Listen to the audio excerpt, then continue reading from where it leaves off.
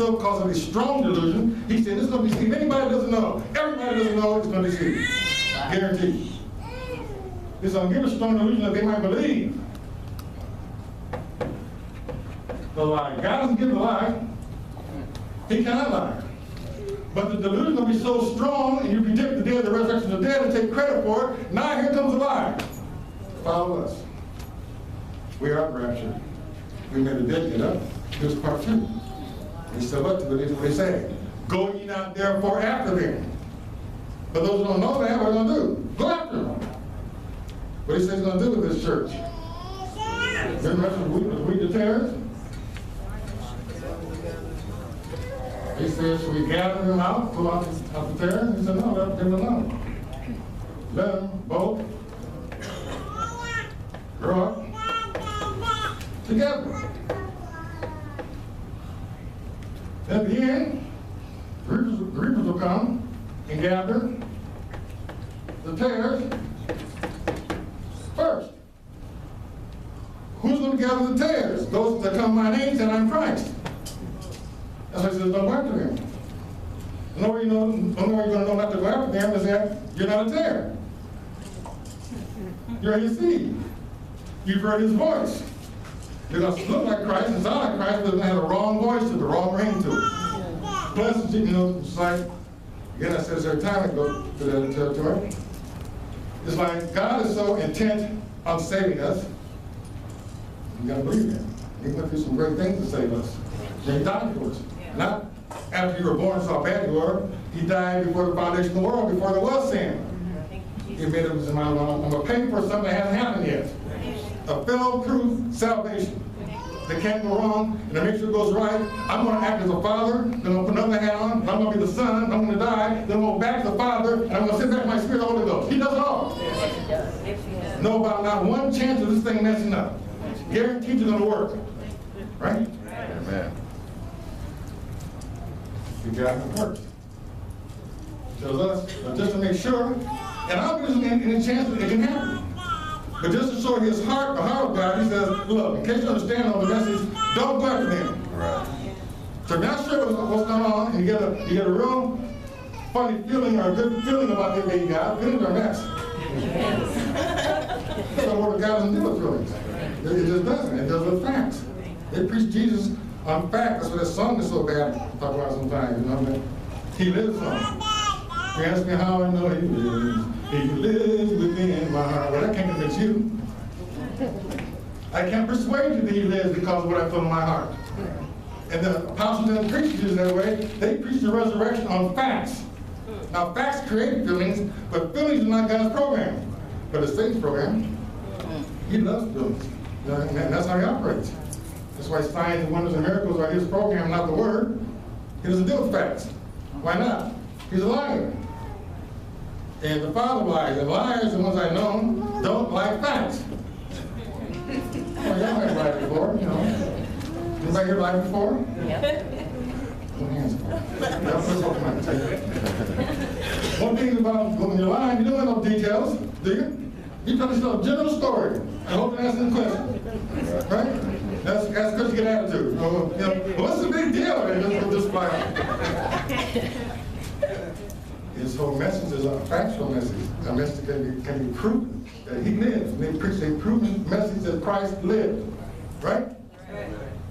So we had the terrorists going to go first. He's going to bundle them up, and they're going to kill them. And they're going to take them by the masses. What do you say about this church? I will spew it out. How are you going to do it? Let the receivers do it. Wow. Let them do it. They're going to come out with a message that I give them about the death and resurrection of the dead. They're going to preach it, give us signs it's going to happen, and it happens. And all the tares are going to flock to it. Not to mention people from other religions, Muslims, you know, this Chinese word, Buddhists. They're going to flock to it because these men can never have it set on Christ. And they believe in Christ for that with the sign they give, and it's so powerful, this delusion they give, they're going to leave the religion and go after them. They're going to clean out part of the world on one day. So he says, right here, 18 again. It's the proof proving message. He'll prove him.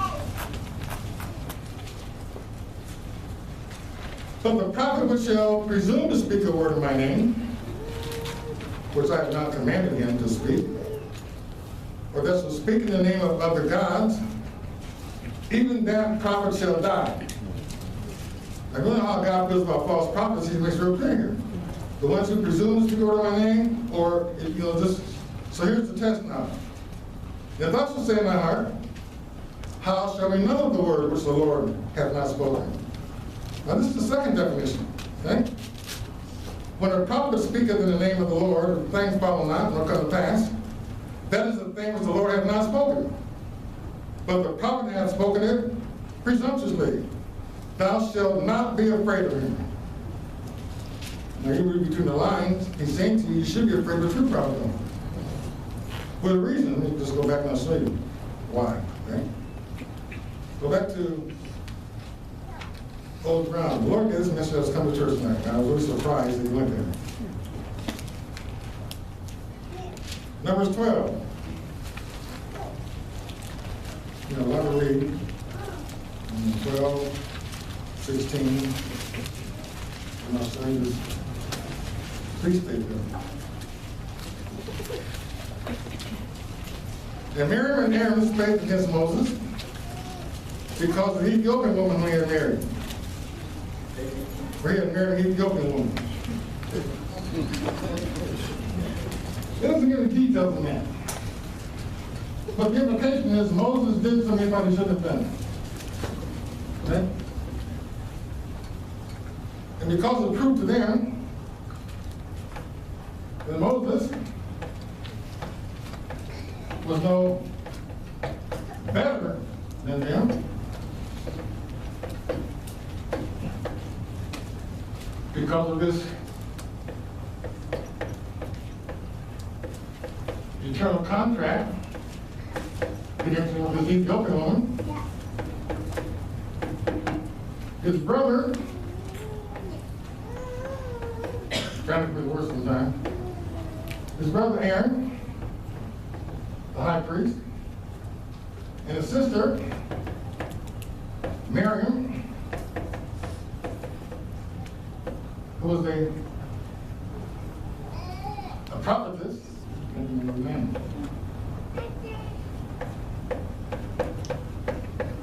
she's one of the first praisers that came out of Egypt.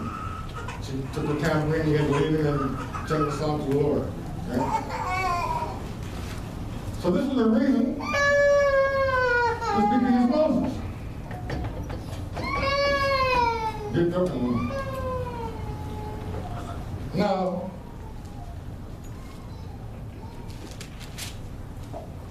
and they said, have the Lord indeed spoken only by Moses? Have not spoken also by us? Which is okay, said the Lord. And the Lord heard it. Now the man Moses was very meek, above all men which are on the face of the earth. And Moses don't let it ride. That's how Moses was. I told him to try to be like Moses too. Right? And the Lord spake suddenly to Moses. When God speaks suddenly, it's serious. There's not too many occasions, in fact, you're going to do a good study. See how many times God spoke suddenly, okay? Suddenly to Moses, and to Aaron, and to Miriam. Come out, you three, into the tabernacle of the congregation. Does that make your day? You, and you. Front center. You know that God has an attitude.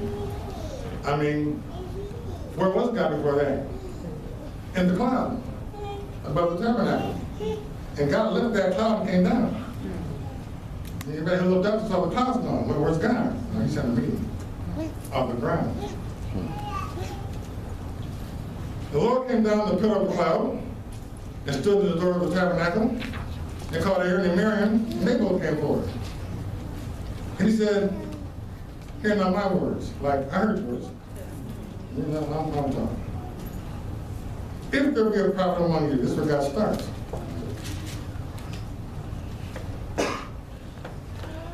You know how he did? Because at that point he hadn't proven that there was. And neither had they. So God said, okay, since they like they are, He said, be a prophet among you, because I'm going to talk to you. The Lord will make myself known unto him in a vision. And what? Dream or dream? Dream? Singular? Singular. Now, here's the problem with vision and dream. You gotta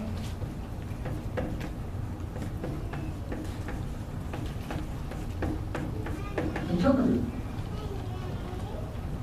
You know this expression. You have to figure out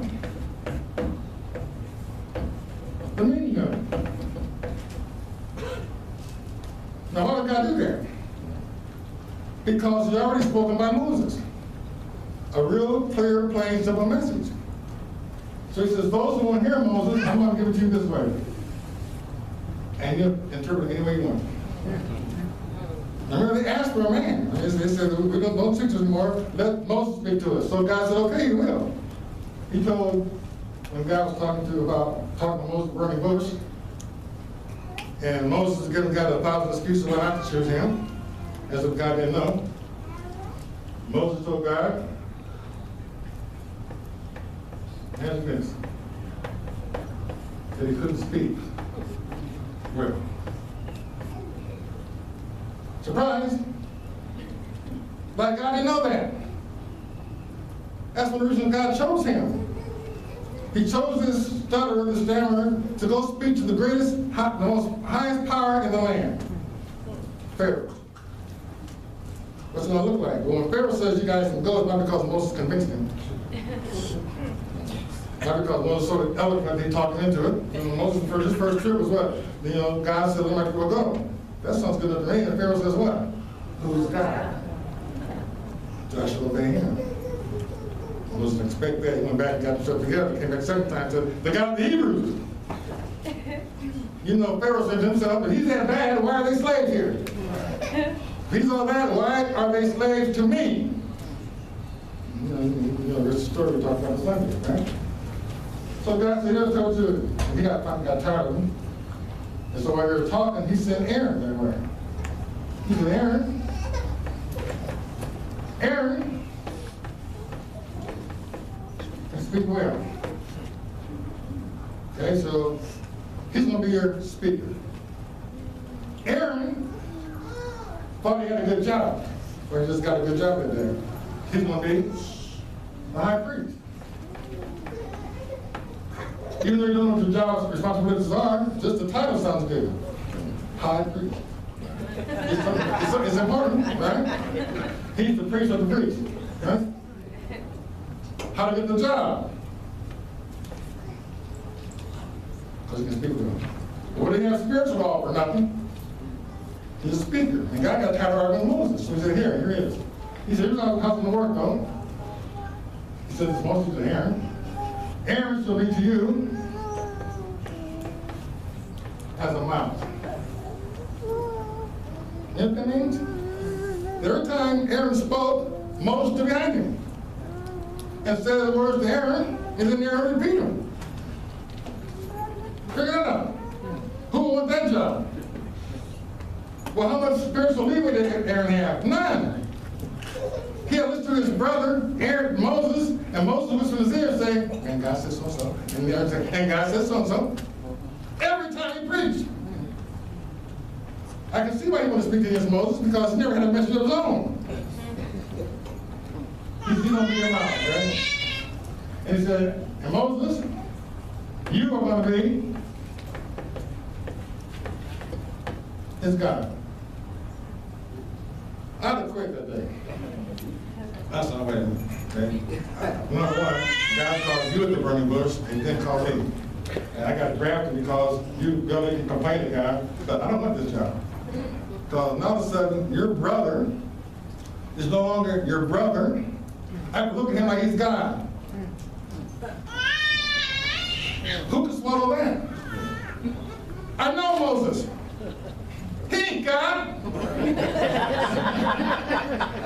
He can go back and tell the stories about Moses in the past, and then things he and Moses didn't give them what happened. Moses is not God. Right. Got some love on the street. You ain't got to look at Moses like God. Anyway. So God said, my servant Moses is not so, who is faithful in all my house. With him will I speak mouth to mouth. Anybody ever know your Bible for the word apparently? You ever know your Bible for the word apparently?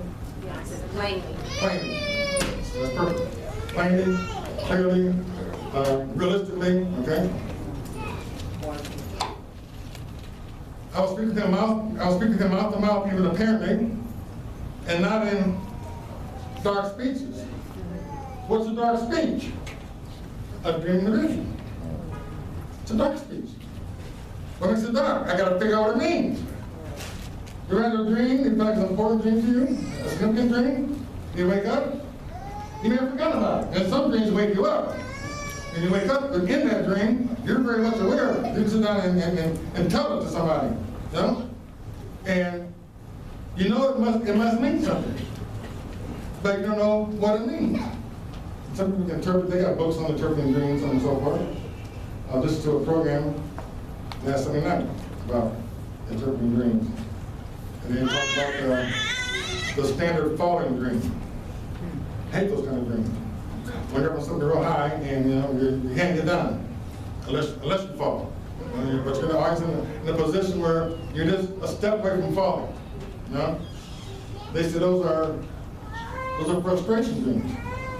It means you're trying to accomplish something, but things aren't working out, and so you kind of fall. The best thing, if you, and it's a real thin line, when you're in a dream and kind of realize you're in a dream. This is a dream. You had it before 3 times, or whatever, some dreams repeat themselves, okay? And just jump. Just let it go, y'all follow. Now, if you hit the ground, you die. So wake up in the fall. I'm going to tell you I've been on the ground many times. Once I realized the whole kind of dream, so here we go. Okay? And believe it or not, whatever was bothering you, they said you dream because it's the mind's way of keeping us balanced. We got things we're dealing with, and we don't really know how to deal with them, and it's taking our health out of balance. So the mind, to keep us in balance, creates a dream and puts us back in balance again. I don't know if that's true or not, but it makes the body is self-healing. It'll heal itself. You get sick or there's certain foods you crave. Well, nobody wants a 7-course meal when you got the flu, right? You want some broth, something simple, but your body pretty much dictates to you what it needs at the time. Now, if that be true, the brain runs the body, so the brain dictates to the body what you want to eat and have you. It just makes sense that the brain also solves the psychological things that you're going through. I don't know. I felt better when I jumped and landed. I woke up just feeling better. I couldn't see what had been solved or anything, but I just felt better. Right? So you might take that recommendation and not get hurt with the jump. Don't come to me and say, well, you told me to jump. That's not what that's for, okay? So what is God saying? These things here are dark sayings. Well, why did God do that? Because I gave you the light. Reject the light, I'm going to give you that. You just figure it out. Okay? Let's find another one. Another case. I went back here a few years ago. That's why I surprised the Lord brought up tonight when I went to church. I want to talk about dreams. Here's the Kohath, Dathan, and Abiram thing. Okay? 16:2. And there rose up before Moses, who was certain of the children of Israel, 250 princes of the assembly, famous in the congregation, men of renown. And they gathered themselves together against Moses and against Aaron, and said to them, you take too much upon you. Seeing all the congregation are holy. I don't know where they got that from. Every one of them. But every one of them are holy. Why was Moses doing a job here? Right. But they got by the cosmos there. And the Lord is among them. Wherefore then lift ye up yourselves above the congregation of the Lord. This is rebellion to the max. And Moses heard what he did. From his face.